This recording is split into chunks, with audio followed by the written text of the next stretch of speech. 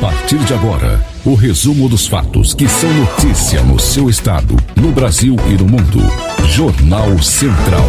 Jornal Central. Compromisso com a imparcialidade. Uma produção do Departamento de Jornalismo da Central de Notícias. Governador Carlos Brandão decreta situação de emergência em 20 municípios maranhenses por conta das fortes chuvas. Na cidade de Pedreiras, mais de 2.000 pessoas estão desabrigadas. Tremor de terra é registrado no município de Itapecuru-Mirim. Donos de conveniência são mortos a tiros na cidade de Imperatriz. No esporte, o Motoclube Vence o MAC conquista o segundo turno e garante vaga na final do estadual. Está no ar a edição do Jornal Central desta segunda-feira, 20 de março de 2023. Jornal Central. Compromisso com a imparcialidade. O governador do Maranhão, Carlos Brandão, decretou situação de emergência em 20 municípios por conta das fortes chuvas no Maranhão. Várias áreas ficaram alagadas e até mesmo isoladas nos últimos dias. Pelo documento, ficam autorizados os órgãos da administração pública estadual que compõem o Sistema Estadual de Proteção e Defesa Civil a prestarem apoio técnico, operacional e financeiro aos municípios afetados. Na semana passada, representantes da Defesa Civil Nacional também estiveram em São Luís para uma visita técnica, onde foram verificadas as condições dos pontos críticos da região metropolitana. A lista completa com os municípios em situação de emergência você confere no portal da Central de Notícias. Ainda falando sobre as fortes chuvas no Maranhão, 3 pessoas morreram após serem levadas por uma enxurrada no município de Açailândia. Os corpos de Helder Erle Ferreira Costa, Antônio Barbosa e Gil Matos foram encontrados na manhã de sábado. As vítimas voltavam de uma fazenda quando o veículo em que estavam foi levado pela enxurrada durante uma forte chuva. O carro acabou sendo arrastado por um córrego que passa na estrada que liga a BR-010. 2 corpos ficaram presos às ferragens e a terceira vítima foi encontrada a cerca de 300 metros de onde o veículo parou. Uma equipe do Corpo de Bombeiros de Açailândia foi acionada para fazer o resgate. E um tremor de terra foi registrado na cidade de Itapecuru-Mirim nesse final de semana. Quem tem as informações direto da região é o repórter Cristiano Dias. Durante a noite do último sábado aconteceu um tremor de terra na cidade de Itapecuru-Mirim. De acordo com as informações dadas pela Defesa Civil do Estado, o fenômeno natural não apresentou nenhum tipo de risco para a população devido à baixa intensidade. Em nota, o Corpo de Bombeiros relatou que a atividade foi registrada no Laboratório Sismográfico da Universidade Federal do Rio Grande do Norte e também informa de que o tremor foi registrado em São Paulo e também na Bahia. Segundo informações dadas pelo governador Carlos Brandão, o fenômeno foi provavelmente uma ressonância do tremor de terra ocorrido no Equador. O tremor de magnitude 6,8 foi registrado no último sábado e atingiu pelo menos 5 países da América Latina, sendo eles a Argentina, Chile, Equador, México e Peru. O Corpo de Bombeiros informou que a atividade sísmica ocorrida no Equador possui potencial de gerar uma alteração na litosférica, camada sólida da Terra, podendo também reverberar seus efeitos em algumas cidades, principalmente as com localidades na placa tectônica sul-americana onde o terremoto aconteceu. É o caso do município maranhense. A situação até o momento segue sendo acompanhada pela Defesa Civil do Estado. Central de Notícias de Itapecuru, região, Cristiano Dias. Confira a seguir: donos de conveniência são mortos a tiros em Imperatriz. Os bastidores da política, a movimentação nos 3 poderes, as configurações políticas para as próximas eleições municipais, a economia, as notícias que poderão afetar o seu bolso e a sua vida. Informação em tempo real, participação de mais de 60 colaboradores de todas as partes do Brasil e do mundo. Jornal da Manhã, transmissão ao vivo às 7 da manhã em centenas de emissoras de rádio e no canal Central de Notícias Brasil. Aconteceu, você vai ver aqui. Voltamos a apresentar Jornal Central. Jornal Central. No município de Pedreiras, mais de 2.000 pessoas estão desabrigadas por conta das fortes chuvas. Quem tem as informações é a repórter Evelyn Cariani. A Central de Acolhimento aos Desabrigados de Pedreiras, representada pela Secretaria de Assistência Social, Coordenação da Defesa Civil, Tiro de Guerra 08008 e Corpo de Bombeiros Militares, estão coordenando diretamente a retirada dos desabrigados pelas cheias do Rio Mearim. Nós estamos aí no 3º dia consecutivo, fazendo a remoção das famílias atingidas pela cheia do Rio Mearim. Nesse momento, Pedreiras chove bastante e em consulta a alguns amigos que estão a jusante aqui de Pedreiras, podemos constatar que muita chuva recaiu sobre a região do Médio Mearim e essa chuva deve afetar ainda mais no aumento do nível do rio. E a gente está preparado com a central montada para acolher essas famílias e ajudar da melhor forma possível. E a Secretaria de Infraestrutura está cuidando de todos os abrigos para que as famílias sejam recebidas da melhor forma possível. Estamos aqui no CAIC, montando o total de 10 tendas, onde também limpamos, preparamos todas as salas aqui do CAIC. Vamos montar a parte de iluminação, vamos montar a parte hidráulica, para que todas as famílias, todo o pessoal desabrigado possa ser recebido da melhor forma.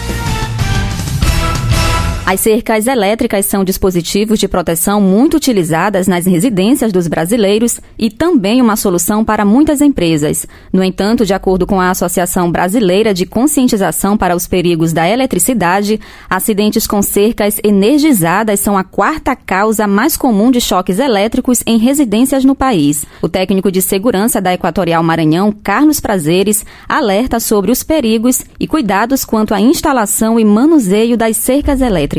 As cercas elétricas devem ser instaladas por profissionais qualificados e por empresas que atendem aos requisitos estabelecidos no Inmetro. Atenção especial nas nossas residências. Nós temos crianças e essas crianças costumam brincar. Se elas estiverem com objetos metálicos, esses objetos metálicos devem ser utilizados longe dessa rede elétrica. Observe a condição da sua criança, evite que ela manuseie objetos próximos a essa cerca elétrica para evitar acidentes. E principalmente evitar improvisar, utilizar qualquer arame ou outro dispositivo metálico servindo de cerca elétrica ligar diretamente na energia elétrica.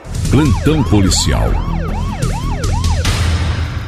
2 jovens foram mortos a tiros na madrugada de domingo na cidade de Imperatriz. As vítimas foram identificadas como Tiago Mateus Silva e Joyce Maracena. De acordo com informações, Tiago e Joyce tinham um relacionamento e eram proprietários de uma loja de conveniência, local onde aconteceu o crime.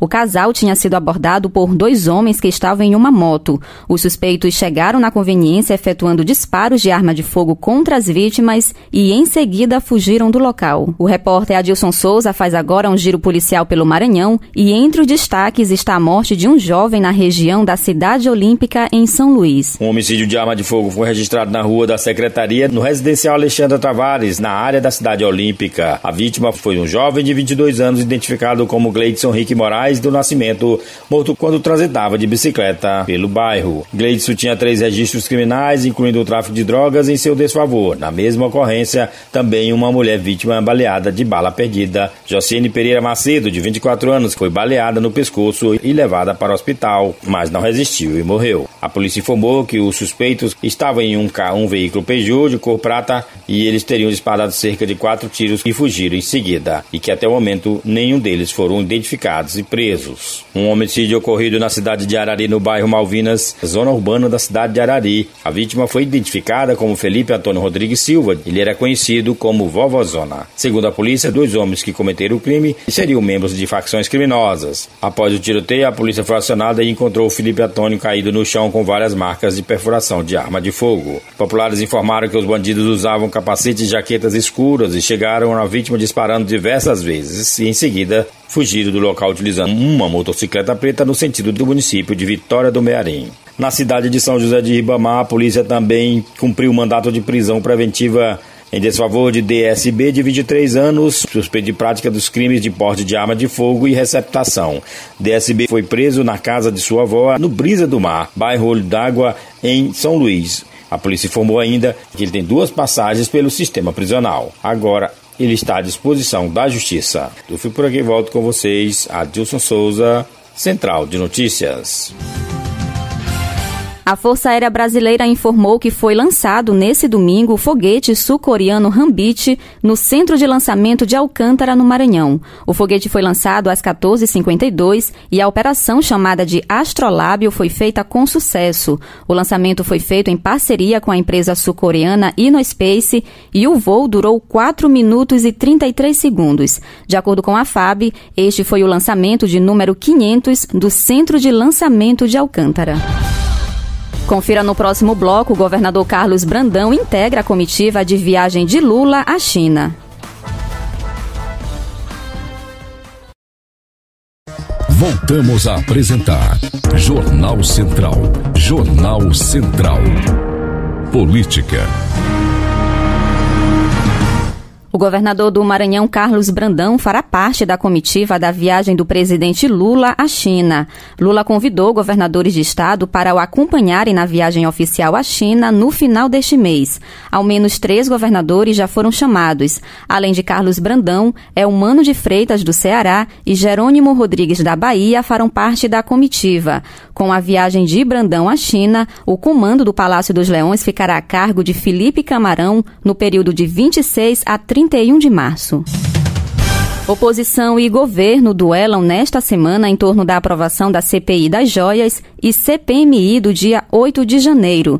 Quem tem essas informações é o nosso correspondente em Brasília, Paulo Otaran. A oposição tem números suficientes de voto e apoio e quer a confirmação da CPMI do dia 8 de janeiro. Já os governistas, ao não aceitarem a tese das investigações dos atos, querem uma CPI que identifique o DNA bolsonarista nas joias que seriam presentes ao ex-presidente e que viraram escândalo de porte internacional. Sobre o 8 de janeiro, Lincoln Portela entende que a Câmara e o Senado não podem ficar omissos e deixar a investigação apenas restrita à Polícia Federal e ao Ministério da Justiça. Se há alguém da direita que agiu de maneira extrema e errou, que seja punido. Se há infiltrados que ali estiveram, que também sejam punidos. Para isso existe a Câmara dos Deputados, existe o Senado Federal e os outros órgãos de investigação. O que nós queremos fazer é sermos parceiros para que a investigação se torne mais nítida e mais clara.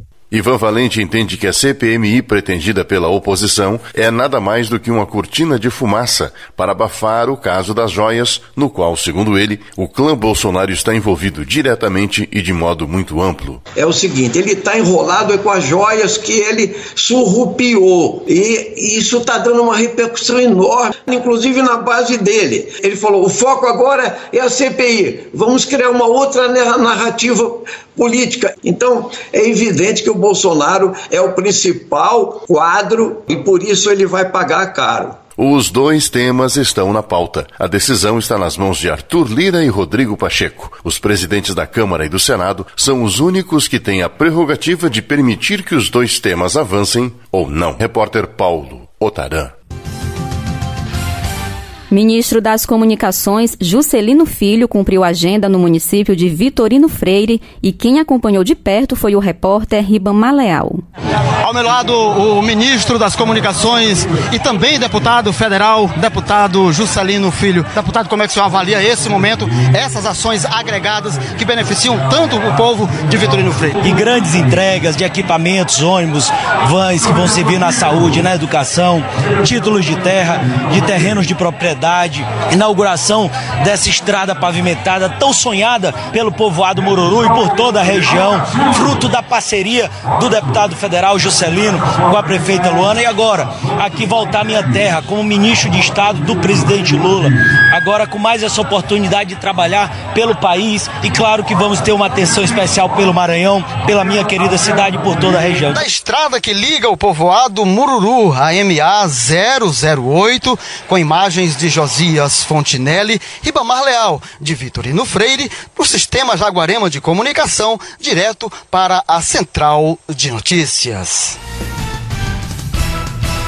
E campanha de multivacinação é lançada no Maranhão e quem tem as informações é o repórter Daniel Amorim. O secretário de Saúde do Maranhão, Tiago Fernandes, disse que os imunizantes serão colocados à disposição da população em espaços públicos. A gente começando aqui no Espigão, nos próximos fins de semana a gente vai estar frequentando os espaços públicos para que a gente possa estar ampliando a proteção de todos os maranhenses, com isso evitando o surto de doenças e hospitalizações e a questão de um óbito também. Em especial intensificando as nossas vacinas da bivalente, especialmente a Covid, e também com relação à tríplice viral D2, a febre amarela, a varicela, a hepatite A e a poliomielite, para que a gente chegue no índice e no indicador satisfatório que o Ministério da Saúde preconiza. De São Luís, Daniel Amorim. Confira em instantes, Motoclube vence o Maranhão e garante vaga na final do estadual. O governo do estado está prorrogando a campanha de negociação para você ficar em dia com a Caema, com isenção total para dívidas de até R$2.000, com contas iguais ou inferiores a R$130 e descontos de até 70% para dívidas acima de R$2.000. Prazo prorrogado até 31 de março. Ligue 0800 7010 195 ou pelo Telegram 98 991 13 0195 ou acesse Caema Mobile e nas unidades de atendimento. Governo do Maranhão. Voltamos a apresentar Jornal Central. Jornal Central. Esporte. Motoclube vence o Maranhão, conquista o segundo turno e garante vaga na final do estadual. Repórter Jalber Pereira. Campeão do primeiro, o MAG precisava de apenas uma vitória para conquistar o título do maranhense na atual temporada. Já o Moto precisava vencer para conquistar o segundo turno e ainda forçar mais 2 partidas para decidir o maranhense de 2023. Invicto da competição e com o objetivo de alcançar o título logo de imediato e assim superar uma década sem o triunfo, o Bode Gregório teve as primeiras chances no início do jogo, mas não soube aproveitá-las. A mais importante delas, aos 32 minutos, quando Fabrício dominou a bola pelo lado esquerdo ofensivo, passou pelo marcador e tentou uma tabela com Rafael Teixeira. Na jogada, o zagueiro motorizado Iago Ramon desviou a trajetória da bola com a mão dentro da grande área e o árbitro, bem posicionado, marcou pênalti. O volante Vander, que já defendeu o Moto, tentou fazer valer a lei do ex e foi para a cobrança. Ele cobrou e parou na defesa do goleiro Éder Moreira. 5 minutos após o episódio, o Moto ensaiou uma jogada rápida pelo lado direito com o atacante Valdir, que tocou para Enzo, que chutou. O goleiro Moisés não conseguiu segurar e no rebote, Léo Silva aproveitou para marcar o único gol da partida. No final do jogo, o técnico Zé Augusto disse que, apesar do resultado adverso, a sua equipe foi bem e que agora é preparar o elenco para esses 2 confrontos finais. Acho que o Moto mereceu o resultado por ter se fechado muito bem, mas a gente jogou, fez o jogo, buscamos o gol, tivemos chance de fazer o gol, não fizemos, pegamos alguns contra-ataques normais também, mas faz parte do jogo, agora não acabou. A gente queria que acabasse, mas não acabou, tem mais 2 jogos, vamos trabalhar firme, vamos continuar trabalhando, acho que nesse momento o que menos importa agora é a desconfiança, não vai ter desconfiança de ninguém dentro do grupo, graças a Deus, o grupo é bom, vamos se preparar para 2 jogos. Os 2 confrontos entre as 2 equipes que vão decidir o título maranhense da atual temporada vão acontecer, a primeira no próximo sábado e o segundo jogo no próximo domingo. Os locais e os horários ainda serão definidos pela Federação Maranhense de Futebol. Mandante do primeiro confronto, o Moto já manifestou interesse de jogar no estádio Nhozinho Santos, que está com parte dos laudos técnicos vencidos e precisam ser atualizados nos próximos dias. Já o Maranhão, que será mandante do confronto final, deve mandar o jogo no estádio Castelão. Central de Notícias Brasil, de São Luís com informações do esporte, Jalber Pereira.